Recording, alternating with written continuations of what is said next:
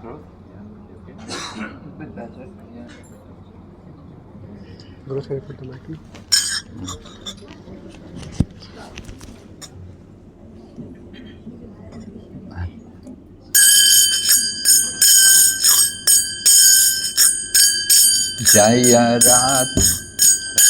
Jaya Radha Madhava Kunja Bihari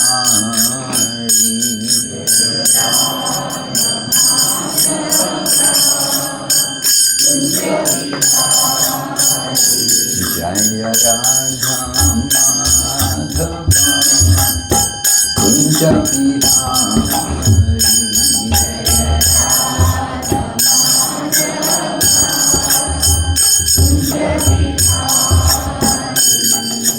Gopi Janapalava Giridhar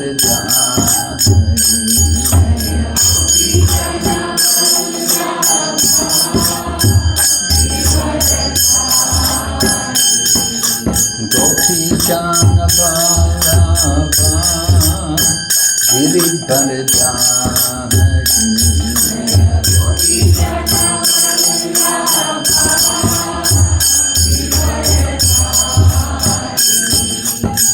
Yashodanandana Prajajana Ranjana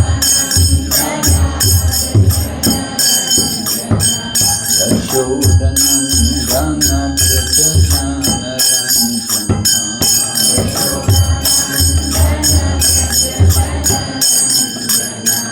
Yamuna Tira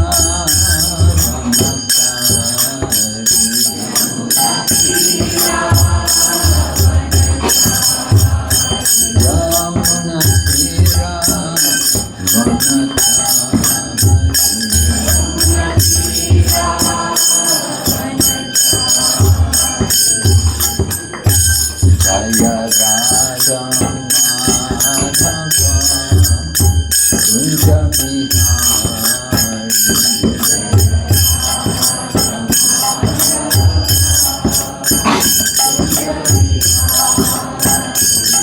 Jaya Radha Madhava Kunja Bihari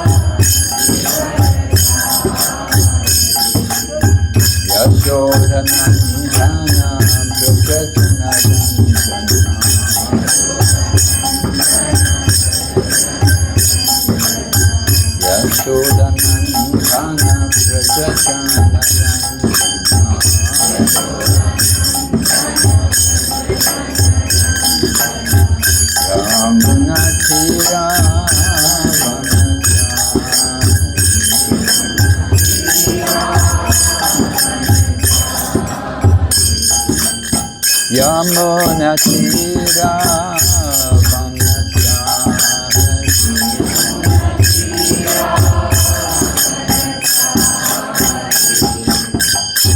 Hare Krishna, Hare Krishna, Krishna Krishna, Hare Hare, Hare Rama, Hare Rama, Rama Rama.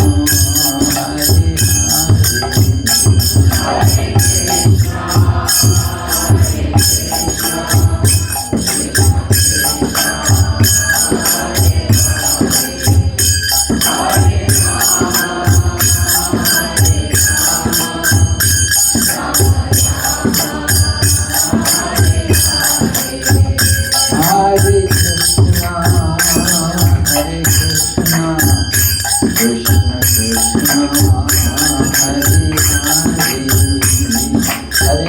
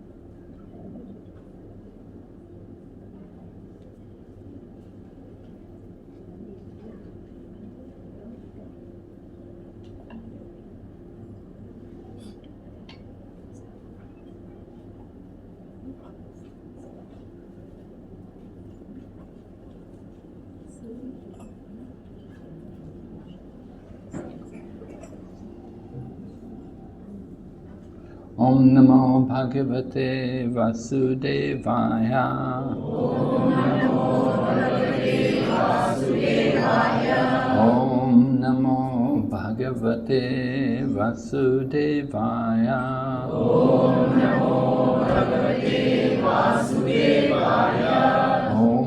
Namo Bhagavate Vasudevaya. Om Namo Bhagavate Vasudevaya. So we're continuing with the study of the Bhagavad Gita.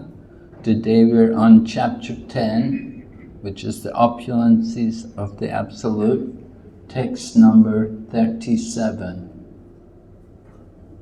Vrishninam vasudevosmi, Vrishninam vasudevosmi, Pandavanam Dhananjaya, Pandavanam Dhananjaya, Muninam apyaham vyasa, Muninam apyaham vyasa, Kavinam ushana kavi, Kavinam ushana kavi, Vrishninam vasudevosmi, Vrishninam vasudevosmi, Pandavanam Dhananjaya, Pandavanam Dhananjaya, Muninam apyaham vyasa, Muninam apyaham vyasa, Kavinam ushana kavi, Kavinam ushana kavi, Vrishninam vasudevosmi,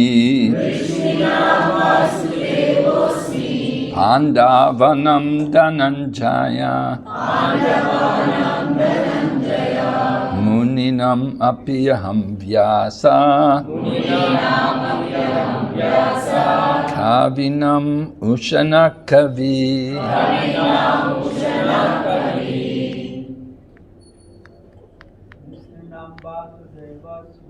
Vrishninam vasudevosmi, Pandavanam Dhananjaya, Muninam apyaham vyasa, Kavinam ushana kavi.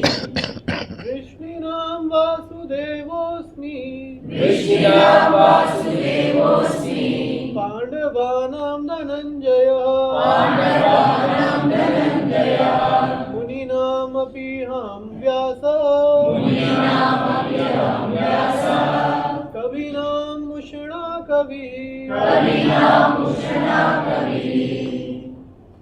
Vrishninam vasudevosmi, Vrishninam vasudevosmi, Pandavanam Dhananjaya, Pandavanam Dhananjaya, Muninam apiham vyasa, Muninam apyaham vyasa, Namushana kavihi, Kavinam ushana kavi. Vrishninam vasudevosmi, Vrishninam vasudevosmi, Pandavanam Dhananjaya, Pandavanam Dhananjaya, Muninam apiham vyasa, Muninam apyaham vyasa, Kavinam ushana kavihi, Kavinam ushana kavi. Vrishninam vasudevosmi, Vrishninam vasudevosmi, Pandavanam Dhananjaya, Pandavanam Dhananjaya, Muninam apyaham vyasah, Muninam apyaham vyasa, Kavinam ushana kavihi, Kavinam ushana kavi. Vrishninam vasudevosmi, Vrishninam vasudevosmi, Pandavanam Dhananjaya, Pandavanam Dhananjaya, Muninam apyaham vyasa, Muninam apyaham vyasa, Kavinam ushana kavi, Kavinam ushana kavi. Vrishninam, Vrishninam, of the descendants of Vrishni, of the descendants of Vrishni, Vasudeva, Vasudeva, Krishna in Dwarka, Krishna in Dwarka, Asmi, Asmi, I am, Pandavanam, Pandavanam, of the Pandavas. Dhananjaya Arjuna. Muninam of the sages. Api also. Aham I am. Vyasa the compiler of all Vedic literature. Kavinam of all great thinkers. Ushana Kavi the thinker. Translation. Of the descendants of Vrishni, I am Vasudev, and of the Pandavas, I am Arjuna. Of the sages, I am Vyasa, and among great thinkers, I am Ushana. You can repeat. Of the descendants of Vrishni, I am Vasudeva. And of the Pandavas, I am Arjuna. Of the sages, I am Vyasa. And among great thinkers, I am Ushana. Purport by His Divine Grace, A.C. Bhaktivedanta Swami Srila Prabhupada. Krishna is the original Supreme Personality of Godhead, and Baladeva is Krishna's immediate expansion. Both Lord Krishna and Baladev appeared as sons of Vasudeva, so both of them may be called Vasudev.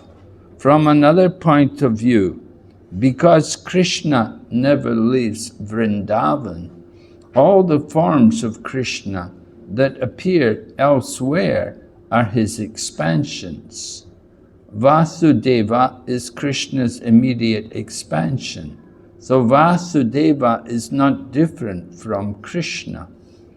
It is to be understood that the Vasudeva referred to in this verse of Bhagavad Gita is Baladeva or Balarama, because he is the original source of all incarnations, and thus he is the sole source of Vasudeva. The immediate expansions of the Lord are called Swamsha, or personal expansions, and there are also expansions called Vibhinamsha, separated expansions.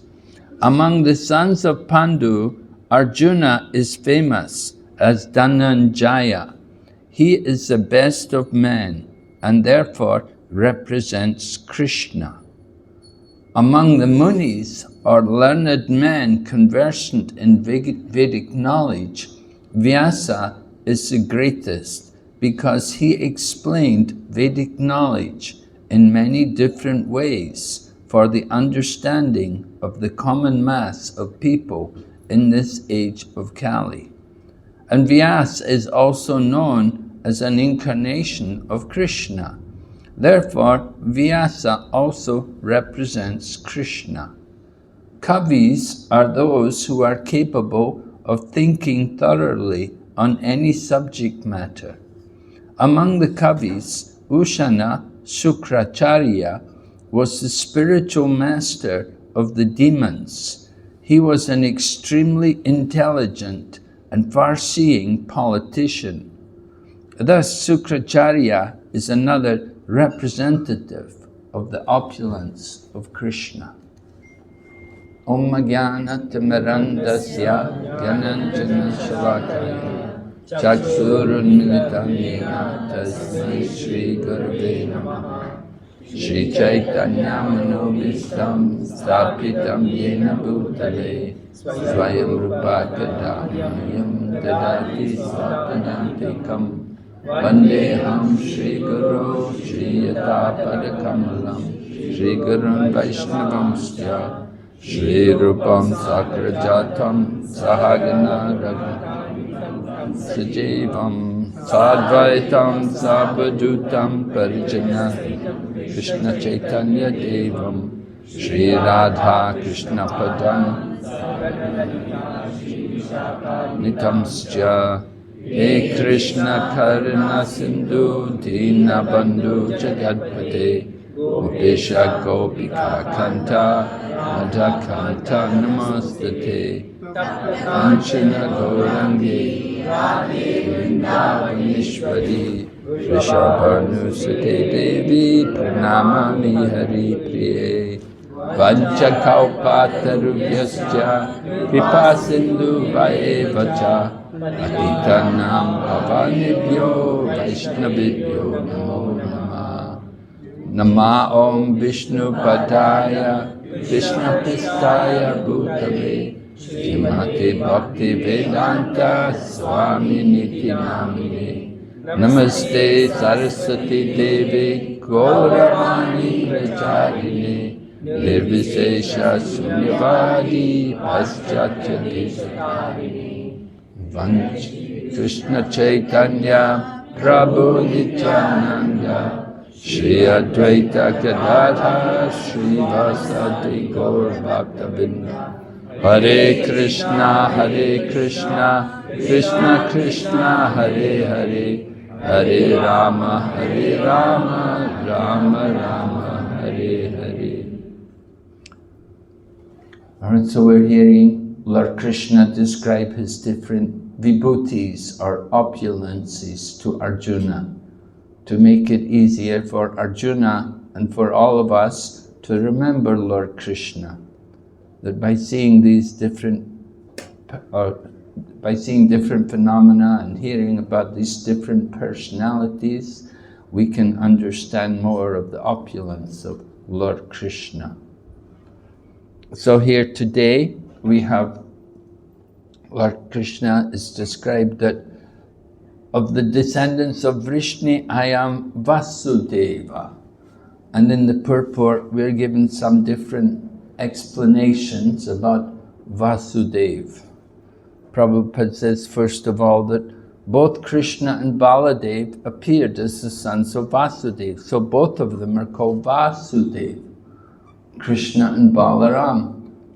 They're both born in the womb of Devaki, the wife of Vasudeva. Of course, Lord Balaram was transferred during I think it was the 5th or 6th month of pregnancy. During the pregnancy anyway, Lord Balaram was transferred from the womb of Devaki to the womb of Rohini. So, in this way Lord Balaram became known as Rohini Nandan. But initially he was conceived in the womb of Devaki as the son of Vasudeva. So Lord Balaram and Lord Krishna are both like that, they're brothers. Lord Balaram is the older brother, he comes first. In Rama Lila, he came as a younger brother and he had a lot of difficulty trying to serve the older brother. So he said in future incarnations he would prefer to come as the older brother. So we see Lord Balaram coming first. And coming first into the womb of Devaki, he is able to make arrangements for Lord Krishna to come. So this is appropriate that Lord Balaram comes, although he is equal to Lord Krishna, he comes in the mood of a servant. He wants to give service, and he comes into the womb of Devaki, he can make arrangements for Lord Krishna to appear there. So in this way, both Krishna and Balaram are the sons of Vasudeva. In the word meaning, Vasudeva was described as Lord Krishna in Dwarka. So sometimes we hear Lord Krishna there's Shamsundar Krishna and Vasudeva Krishna.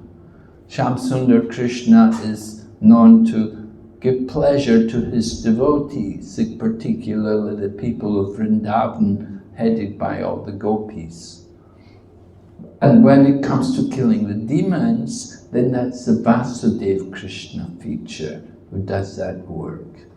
And later on, of course, Lord Krishna leaves Vrindavan, so Prabhupada in the purport, he mentions actually Lord Krishna never leaves Vrindavan. He likes to stay in Vrindavan. So when Lord Krishna goes out of Vrindavan, this is the Vasudeva Krishna who is going out of Vrindavan. And he goes first to Mathura, and then later on he moves to Dwarka. So in this way, Lord Krishna is performing his different pastimes. It's all Krishna, and Lord Balaram is also Krishna, but at the same time he's different from Krishna. He's coming in the mood of servant. There's no difference between Krishna and Balaram, only difference is in their color. But all of the opulences of Lord Krishna are also there in Lord Balaram. So that's one name, and then we hear also that in this purport Prabhupada says, it is understood that the Vasudeva referred to in this verse of Bhagavad Gita is Baladeva or Balaram, because he is the original source of all incarnations, and thus he is the sole source of Vasudeva.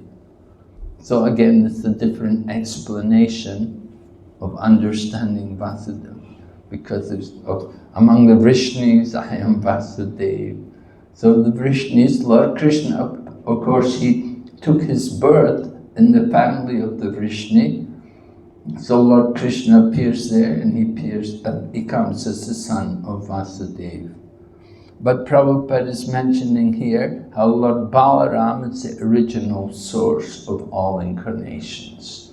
So Lord Krishna is the original Supreme Personality of Godhead, and then his first expansion is as Lord Balaram. And from Lord Balaram, then you have Sankarshan.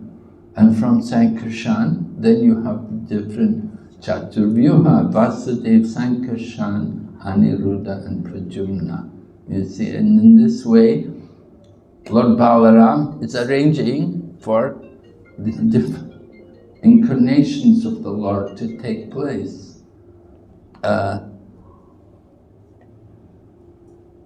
Actually, Vasudeva is the super soul, the Paramatma, the Lord in the heart. So that personality is an expansion of Lord Balaram. That we get from the Chaturvyuha, you get the Purusha avatars coming. The three Purusha avatars. First of all, Mahavishnu or Karanadakashayi Vishnu, and then Garbhodakashayi Vishnu, and then Shirodakashayi Vishnu.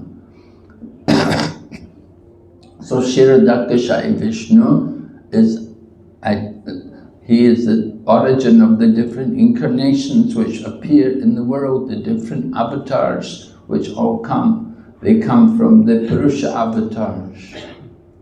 And sometimes people have difficulty understanding how Lord Krishna can be the Supreme Personality of Godhead.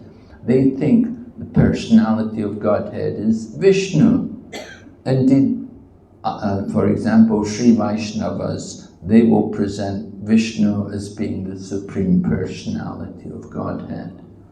But we argue that, well, the Vishnu avatars, they are coming from the Chaturvyuha, and Chaturvyuha is coming from Lord Sankarshan, and then Lord Balaram, and Lord Balaram is the expansion from Lord Krishna.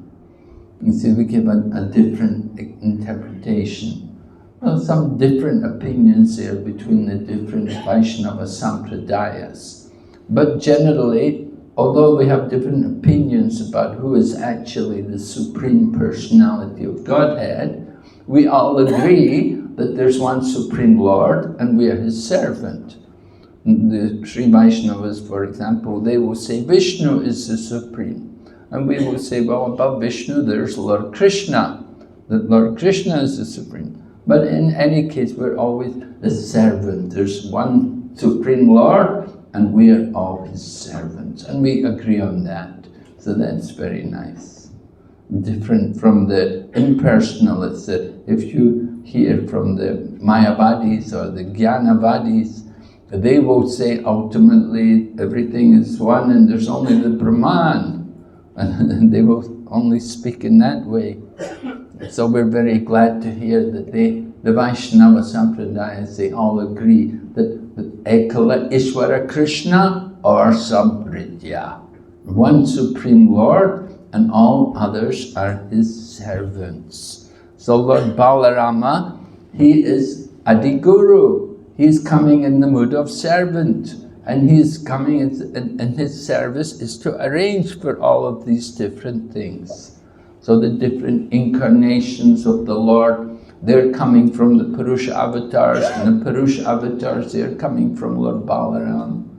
And this way Lord Balaram is described that he is the source of Vasudeva. That Vasudeva, the super soul, Paramatma. Right? Prabhupada mentions that there are different kinds of expansions. You have Swamsa and We have Swamsa and Vibhinamsha. So Swamsa meaning personal expansions of the Lord. Vishnu Tattva, just like this. Just like the super soul in the heart of all living entities, he is a personal expansion of the Lord. He's not different from the Lord. He's appearing in that function as a super soul. And the living entities, we are separated expansions. We are vibhinamshas. We are tiny parts of the Supreme Lord. We have the similar qualities, but not in the same quantity. So in this way, there's different expansions of the Lord. The Swamsa expansion particularly mean like Lord Balaram is an expansion from Lord Krishna, and then Lord Sankarshan, and then from Sankarshan comes Vasudeva.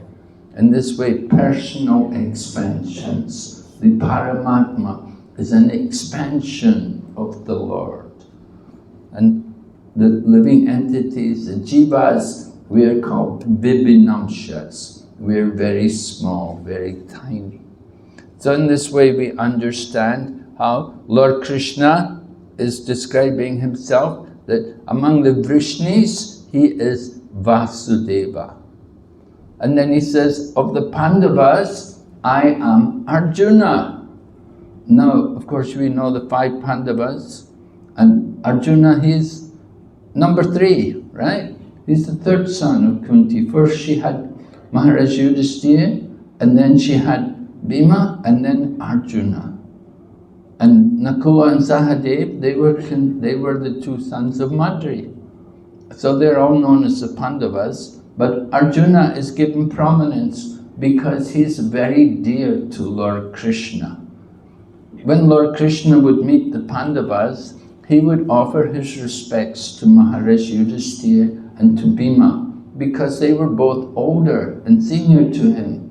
But when he would meet with Arjuna, then Arjuna and Krishna, they would embrace each other because they were equal. They're equal in age. In that respect, they're a very friendly relationship with each other.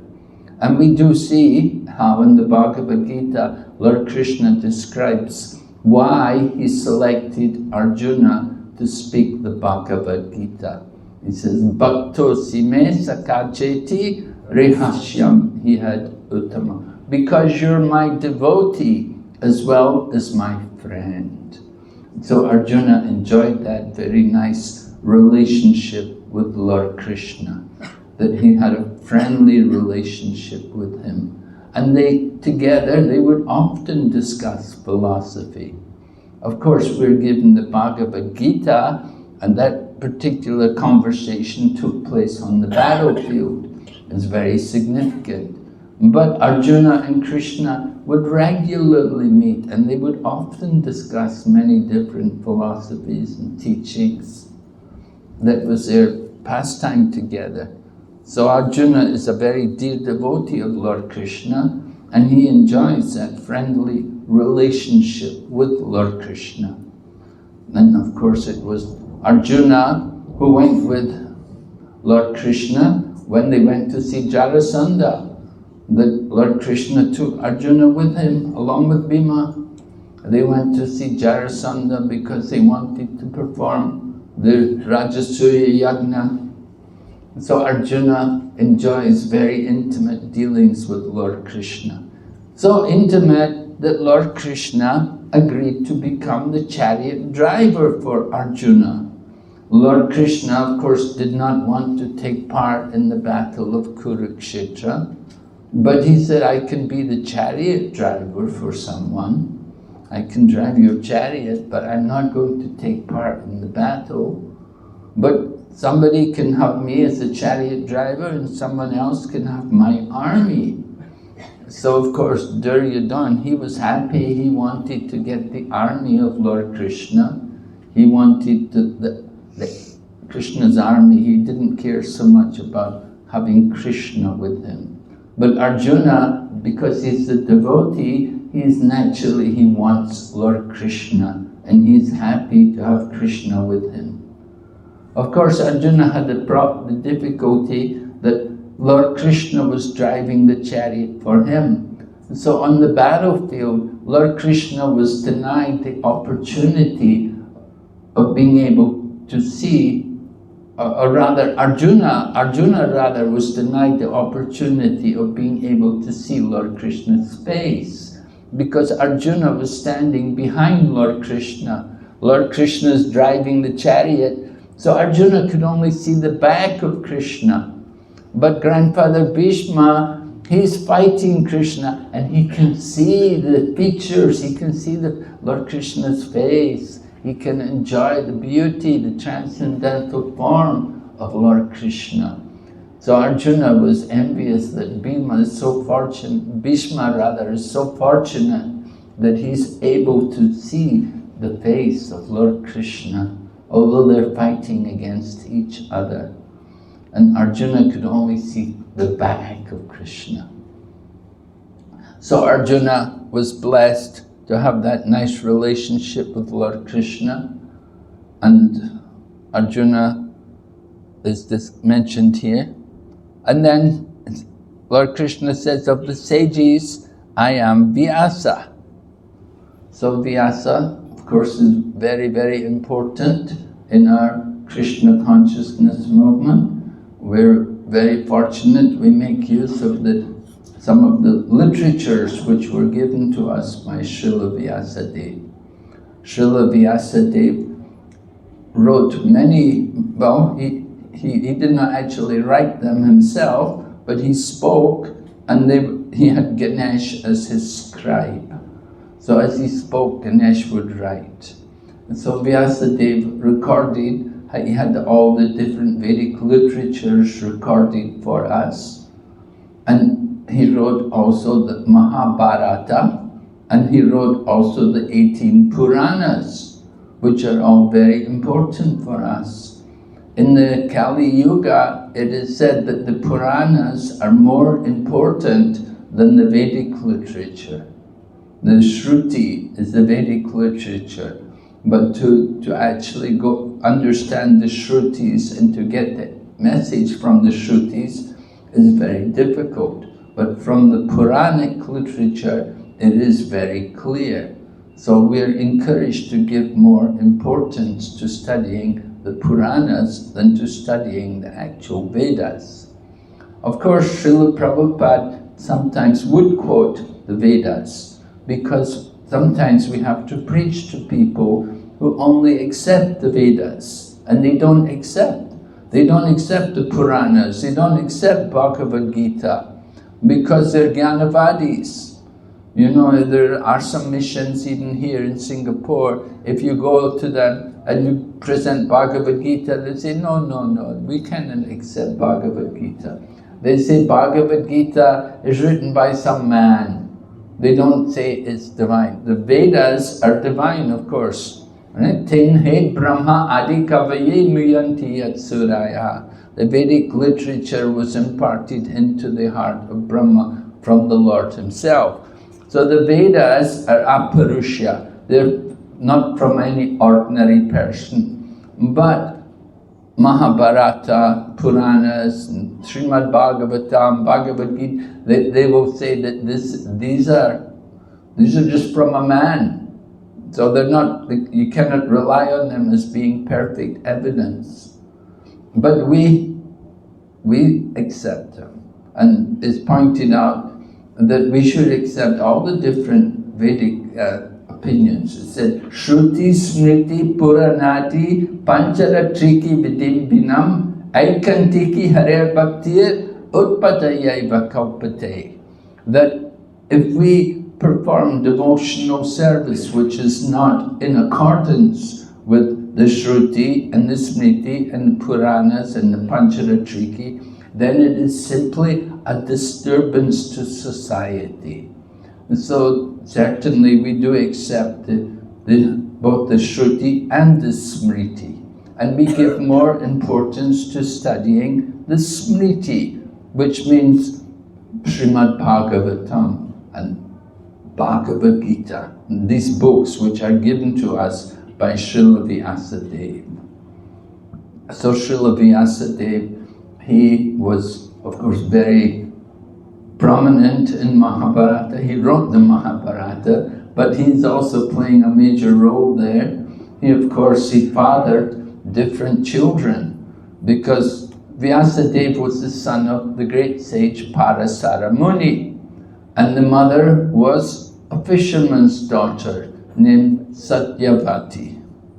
So it happened that Parasara was attracted to Satyavati, and he arranged to give her the one child who would be a great sage. And that sage grew to be Srila Vyasadeva.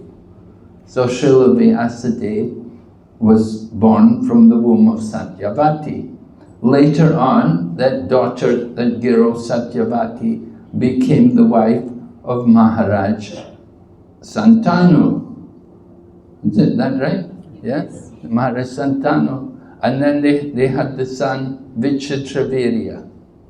So Vichitravirya was married. Anyway, it happened that his brother Bhishma arranged to bring some wife for his brother Vichitravirya. So grandfather Bhishma went and he brought these three girls actually, brought 3 girls, and one of the girls protested that I'm already engaged to marry another man and I cannot accept your brother. So she was sent away, and the 2 girls who were left, they were married to Vichitravirya. But Vichitravirya died without producing any issue. So when Vichitravirya passed away, it was said that according to Vedas, the brother is allowed to beget a child in the womb of the brother's wife. So Bhishma was the brother, but Bhishma said, I cannot, because I vowed to follow brahmachari life. And I promised my father Santan, I promised my mother's father that I would never marry and like that.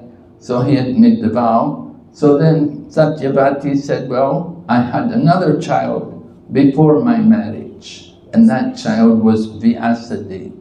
So Vyasadeva was called, and Vyasadeva was requested to beget children in the womb of the wives of Vichitravirya. So first child was Dhritarashtra, and Dhritarashtra of course is born blind. So they're not very satisfied that, you have to have we want a healthy child to be king. So next child was Pandu. And still they were not so much satisfied.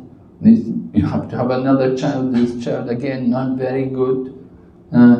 So neither of the 2 ladies wanted to have a child by Vyasadeva again. And they sent a maidservant to be with Vyasadeva, and the result was Vyasadeva conceived the saintly Vidura. And Vidura is also one of the sons of Vyasadeva. So like this you can see Vyasadeva fathered 3 children there. There was Vidura in the womb of the maidservant, and then there was Dhritarashtra and Pandu. And of course, this way you have the whole intrigue of the Mahabharata, the battle between the Pandavas and the Kauravas. So Vyasadeva, he was playing this kind of role. He had to do these kind of duties. Of course, he had another son. We know Sukadeva Goswami as the son of Vyasadeva. And Sukadeva Goswami, as the son of Vyasadeva, he had heard Srimad Bhagavatam from his father, and he was able to speak Srimad Bhagavatam at the time of Maharaj Parikshit being cursed. So that was very nice that Sukadeva Goswami could come and speak Srimad Bhagavatam in the presence of Srila Vyasadeva himself, as well as Srila Vyasadeva's guru, Narada Muni, that they all came to hear Sukadeva Goswami speak. You see, so that's the nature of spiritual discourse. We take pleasure in hearing different devotees speak. So Srila Vyasadeva sat and heard Sukadeva Goswami speaking Srimad Bhagavatam as Maharaj Parikshit prepared to depart from the world. So Srila Vyasadeva liked to hear, but he also spent a lot of time writing, and he wrote many books. We hear he wrote also Vedanta Sutra. So Vedanta Sutra is the essence of the Vedic knowledge. Vedanta Sutra is very popular. People always like this book. They like to study this book, Vedanta Sutra. Sometimes you go to the book fair, especially in Calcutta. You go to the book fair, so many people come, they want, do you have Vedanta Sutra? They're interested to read that. Because Sripad Shankaracharya had given a lot of prominence to the message of Vedanta Sutra. And it's the custom among the Mayavadi sannyasis that they will all study Vedanta Sutra. And indeed, when Lord Chaitanya Mahaprabhu was in Benares, he was criticized by the Mayavadi sannyasis headed by Prakashananda Saraswati that this Mahaprabhu, he's a sentimentalist. He's only singing and dancing, and he's not studying Vedanta Sutra. And he should be studying Vedanta Sutra with all of us. Of course, when they met together, then Lord Chaitanya revealed that actually he knew Vedanta Sutra, because Vedanta Krit Veda Ved Eva Chaham. Lord Krishna says, by all the Vedas I am to be known. Indeed, I am the author and I am the compiler of the Vedas. So Srila Vyasadeva himself, he has compiled this Vedanta Sutra, and certainly he knows the meaning behind Vedanta Sutra. And that is why we say, you want to understand Vedanta Sutra, you should read Srimad Bhagavatam. The Srimad Bhagavatam is the authorized commentary on Vedanta Sutra. So, the different acharyas, they've also written their own commentaries on Vedanta Sutra. And at one point there was a dispute that the Gaudiya Vaishnava line is not bona fide because there was no commentary on Vedanta Sutra. Anyway, it was arranged that Baladeva Vidyabhusan would go there and he would write a commentary on Vedanta Sutra. And Srila Prabhupada very much appreciated that commentary.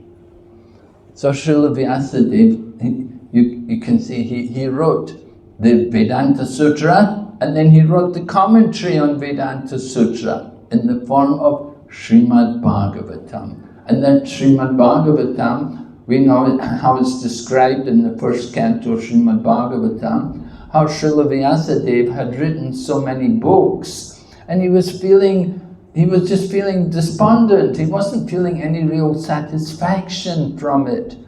And then his guru, Sri Narada Muni, came to him and pointed out the problem. He said, because you have not properly glorified Lord Krishna and the process of devotional service. And therefore, Srila Vyasadeva, in his maturity, he then went about writing Srimad Bhagavatam. And in Srimad Bhagavatam, of course, he began Nigama Kalpataror Galitam, Srimad Bhagavatam, like that. The Srimad Bhagavatam is the ripened fruit of all the Vedas. And that this Srimad Bhagavatam is the mature offering of Srila Vyasadeva. The other Puranas are not as important. It is Srimad Bhagavatam which is the mature contribution of Srila Vyasadeva. And Lord Chaitanya therefore spent a lot of his time when he was residing, especially in Jagannath Puri. He would every day hear Srimad Bhagavatam. He would go to Gadadhar Pandit, and Gadadhar Pandit would recite Srimad Bhagavatam to him. And we know, of course, ourselves, how Srila Prabhupada, our own founder Acharya, how he dedicated himself to Srimad Bhagavatam and writing his purports on Srimad Bhagavatam for all of our benefit. So here it's mentioned, Lord Krishna said of sages, I am Vyasadeva, that Srila Vyasadeva, he is literary incarnation of Lord Krishna. He is responsible for writing, for producing so many literatures for our benefit. So we are so much indebted to Srila Vyasadeva. And then the final personality mentioned here, Lord Krishna says, among thinkers, I am Ushana. Ushana being a name of Shukracharya. And Shukracharya is the guru of the demons. There's always conflict between the demons and the devotees. And usually when there's conflict, usually the demigods, the devotees will come out victorious.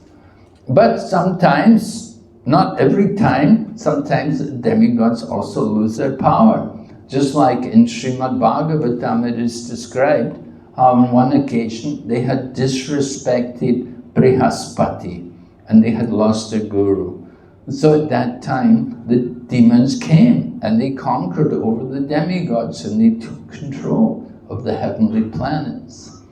So Sukracharya, or Ushana, as he's described here, he was the guru of the demons. And he was very, very powerful. In fact, it is described there that on one occasion when the demigods were fighting the demons, Bali Maharaj was leading the demons and he was killed in the battle. But his guru, Sukracharya, was so powerful that he could bring him back to life. So you can just imagine how powerful he was, that he had that power. He could bring back to life someone even after they have been killed. So Sukracharya was the guru of the demons. And because of their guru's blessings, they were able to conquer over the demigods and take control of the heavenly planets. So in this way we can understand how powerful Sukracharya was. Of course, in the Srimad Bhagavatam, we know that when Bali Maharaj appeared in the arena of sacrifice, Lord Vamanadev rather appeared in the arena of Bali Maharaj's sacrifice. Now, Sukracharya knew the benefit of giving charity to Brahmanas, and Sukracharya had told Bali Maharaj to be charitable, to give charity to the Brahmins. Just like Jarasandha. Jarasandha also had that. So demons, even though people are demons, they understand the value of giving something to the Brahmanas, that it will be very beneficial to you. You know, you give something, will come back. You know, some people, they have that mood when they give charity, you know. How much will come back, right? We should get back more, a lot more than what we give. So people like that. So they often like to give charity to Brahmanas, and if the Brahmana is very powerful, then it will come back many times. So Shukracharya had instructed Bali Maharaj to give charity to Brahmanas. So Lord Vamanadev came, he took the form of the Brahmana boy, and he has come to beg charity from Bali Maharaj. But Sukracharya is very, very powerful, and he could understand this Brahmana boy, this is the Lord, he's the personality of Godhead, he's Bhagavan, and he's going to cheat you. Right? We were hearing, yes, in the last class, Lord Krishna, among gamblers and among chiefs, the gambler, something like that. And so Lord Vamanadev comes and he's going to cheat Bali Maharaj, you see. Bali Maharaj is not so much against it, he doesn't mind, but he thinks, well, if he is the Lord, then it's to my benefit if I give him. And if I don't give him, he can take it anyway. So it's better to give than to have him take it. And so Bali was very intelligent. And Sukracharya is a little worried. You know, he thinks, if you give him charity, you'll take everything, you'll have nothing left. And so Shukra, you know, he's a bit worried. If you lose everything, who will maintain me, you know? Nobody to look after me anymore, you know, if you lose everything. So I don't want you to give it everything, you'll lose everything, it's not good. So Sukracharya is worried about his own self. He doesn't want Bali Maharaj to give. Anyway, Bali Maharaj decides to give, and Sukracharya is not very happy with him. But anyway, it all happens. This is all the Leela of Lord Vamanadev, taking back the heavenly planets for the demigods. So Sukracharya, he has that power, he has that ability to lead the demons, to conquer the demigods and to take control of the heavenly planets. Just imagine how powerful he must be. So he's being glorified here. Prabhupada says he's a great thinker, right? Prabhupada says, Sukracharya, he was extremely intelligent and far-seeing politician. So politician, well, we know about politicians, right? Prabhupada similarly spoke about Chanakya Pandit. The Chanakya Pandit, he was also politician. That he was not so much devotee, but he was politician. And even Mahatma Gandhi, sometimes it was said about Mahatma Gandhi that among devotees, he was more a politician. Among politicians, he was a devotee. But like that. So similarly here we have Sukracharya. He was far-seeing. So far-seeing politician. So he's described also as a representative of the opulence of Lord Krishna. Just try to imagine how wonderful the opulence of Lord Krishna is. Lord Krishna's opulence is being described for all of us. And of course, at the end of this chapter, Lord Krishna himself will say that what need is there, O Arjuna, for all of this detailed knowledge? With a single fragment of myself, I pervade and support the entire creation. So, Lord Krishna wants us to understand something, just to have some appreciation of the opulence which is there. And that is the representative of Lord Krishna. Everything belongs to Krishna. So that opulence which we see in the world, it is all Krishna's opulence. And one devotee was with Prabhupada one time on a morning walk, and he said to Prabhupada, he said, "Oh Prabhupada, look at the sunrise, isn't it beautiful?" And Prabhupada looked at him with a bit of disgust and said, "If you're still attracted to the material world, you'll have to take birth again." And so Prabhupada, he was training the devotee, you know, you want to see, you want to appreciate the sunrise, see it in relation to Krishna. Don't just see it as being something, oh, very beautiful, oh, so nice, so opulent, But we have to understand how everything is actually in relation to Lord Krishna. So this is the purpose of Bhagavad Gita. Lord Krishna is speaking these different examples here in this chapter of Bhagavad Gita. He wants us to understand everything in relation to his opulence. Lord Krishna, he is the Supreme Personality of Godhead, and all opulence is certainly his. Whatever we see is just a tiny spark of his splendor. We may think, oh, so much opulence. We think sometimes, some people think maybe Singapore is opulent. Some people go to Australia, they think, oh, Australia is opulent. We cannot imagine what the heavenly planets are like. Heavenly planets are so many thousands of times more opulent than here. And when you go beyond this place into the spiritual sky, then you can understand what is real opulence. Of course, the real opulence is in the relationship with Krishna and enjoying the loving exchanges with Krishna.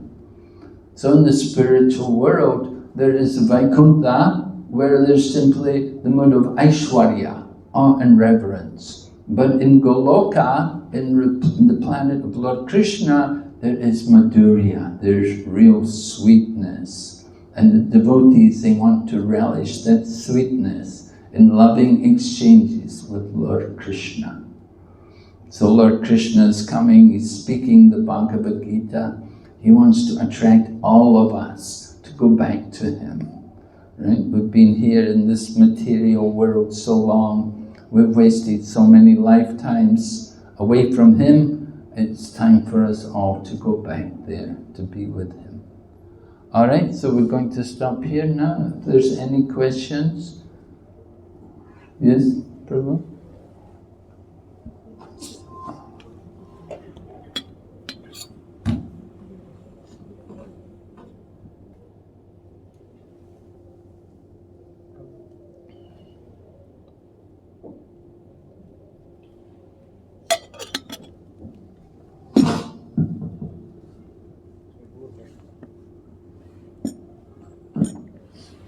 Hare Krishna Maharaj. Thank you for this class.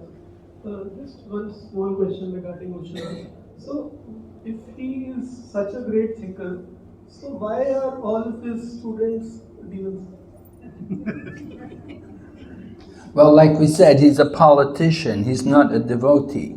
You see, but great thinkers, they think how to enjoy, how to exploit, how to enjoy the material world, how to enjoy the resources. And certainly they could do that. They could conquer even the heavenly planets. They could take over from the demigods and control the heavenly kingdom. And so that's takes a lot of thinking to do that, Not small endeavors. That they could move in, kick out the demigods and take over the heavenly planets. Very powerful. And so that's we have to appreciate that. You have to appreciate, just like the demons, like when Lord Ramachandra saw Lanka, or when Hanuman saw Lanka, they saw the opulence of Lanka. So much opulence, so much valuable treasures and gold and ornaments and so many weapons and everything, but no devotion, no feeling of love for the Supreme Lord. So they're intelligent in that sense that they can enjoy the material world. That is the misuse of their intelligence. And we often see that, even today, it's there in the world. So many scientists and philosophers. Today there's so many scientists that are all working to make the world more comfortable. Nobody's thinking that, oh, we're all here, we're going to die one day, we're all on the death row, and very soon we have to leave the body. Nobody's thinking about the solution to birth and death. They're only thinking how to be happy and more comfortable here in the prison house of the material world. So they misuse their intelligence for that purpose. Right? They're intelligent, but it's misused. It's just used for temporary pleasures. So politicians also, they have that tendency generally. They're thinking more how to make ourselves more comfortable. They promise the voters, vote for me and I will make your life better. Nobody's saying, I will take you out of the world of birth and death and I'll free you from karma. No, they're promising temporary material benefits.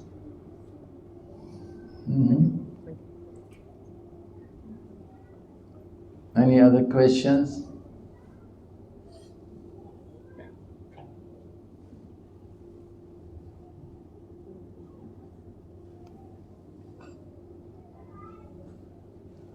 Maharaj, very educative and heart-throbbing lecture. But I wanted to know that Maharaj was from the demonic parampara, and he could understand, even he took Guru as Sukracharya, but he could understand that God, Lord is the Supreme Personality of Godhead, he can take even by doing. But Sukracharya cannot understand. So even if you are born in a very low family or demonic family, you can be a great devotee like Holy Maharaj. Yes, certainly. Although Bali Maharaj is born in the demons, he can be a great devotee. And we see also Bali, of course, he is the grandson of Prahlad. So Prahlad was a great devotee. So Bali is the grandson, he's also a devotee.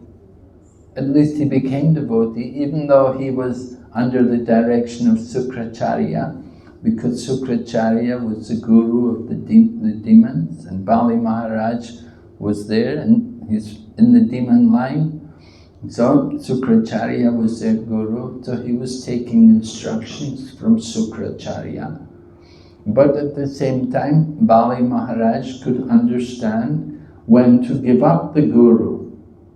So when the question actually came, should he follow his guru or not, he rejected the advice of the guru because he saw some problem, he saw something wrong. That Sukracharya had been telling him, you should give charity, you should be charitable to the Brahmanas. So when the Lord comes as a Brahmana, he says, don't give him. So Bali Maharaj was thinking, why this contradiction? If he's the Lord, and if he's come as a Brahmana, yeah, I should give him. Why not? If he wants, he'll take it all anyway. So better I should give. Then at least I get the reputation of giving. But if he takes it, I don't get any name, I don't get any reputation for that. So better I give. We should also think like that, whatever wealth you have, better to use it for the service of the Lord. Because if we don't use it for the service of the Lord, it will be taken. At the time of death, the family members will come and take it all. And doctors and lawyers, they'll also take it, what they can. That always is there. Legal battles and different issues come. Medical health issues, you can spend a lot of money, but the doctors are not going to save you from old age and disease and death. So better we should use whatever opulence, whatever opportunity we have, use what we have for the service of the Lord, to serve the Lord and His devotees, to help them in distributing some real benefit to the world. So Bali Maharaj is from the demons, is from the lower region of the universe, but he's Krishna conscious. And of course, when Lord Vamanadev came and took back the heavenly planets, he sent Bali Maharaj back to the lower region of the universe, which is where the demons usually reside. But Lord Vamanadev was so kind, he said, I'm also coming with you. And said, no one will disturb you, because I will come with you there. And the Lord is residing there with Bali Maharaj in the lower region of the universe. So that is the mercy of the Lord, that he appreciates so much that Bali Maharaj surrendered everything. Right? Bali Maharaj is the example of Atmani Vedanam, complete surrender. He gave up everything. You know, usually when people lose things, oh, it's so heartbreaking. There was one big man in Hong Kong, he was doing business with toys, and he had a big shipment of toys that all went to America, but when it got to the USA, the customs there said, oh, this is the paint used on these toys, it's got poison in it. All these toys have to be destroyed, they all have to be thrown away.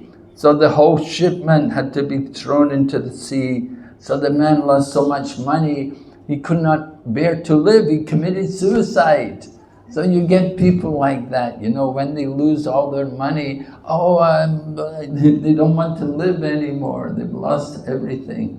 But here you see Bali Maharaj, he's given everything. And he's not just some tiny man, he's sitting on the throne as the king of heaven in the heavenly planets. But Lord Vamanadev has come and he's tied him up like a criminal, you know, and humiliating in front of Bali Maharaj's family members. He has to be tied up like a criminal. And the Lord is telling him, you've cheated me, you promised me 3 steps of land. Where am I supposed to take my 3rd step? And of course Bali Maharaj then said, well, you can take it on my head. So the Lord put his foot on the head of Bali Maharaj and sent Bali Maharaj down to the lower region of the universe, to Patala Loka. But he said, I'm coming with you. Nobody will disturb you there. So that is the opulence of Bali Maharaj. And he is famous. We glorify him as the example of someone who surrendered everything. So Ushana, he is the guru, he rejected him. But, you know, it's the way of the demons, you know, they're like that. You have to deal with people like that. What can we say? Ushana, the Sukracharya,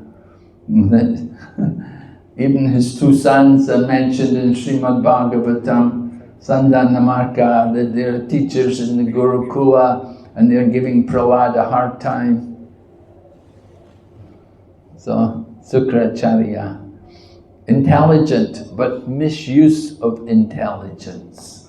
And we see a lot of that. Intelligent people, they don't use their intelligence for Krishna consciousness. They will waste it in so many mundane pursuits, pursuing material knowledge, endless material knowledge, and neglecting the real knowledge of spiritual life. So we don't want to be guilty of misusing our intelligence, right? Any other question? Okay, so then we have His Holiness, back to Purushottam Swami Maharaj here. Thank you. Thank you, Narasimha Maharaj.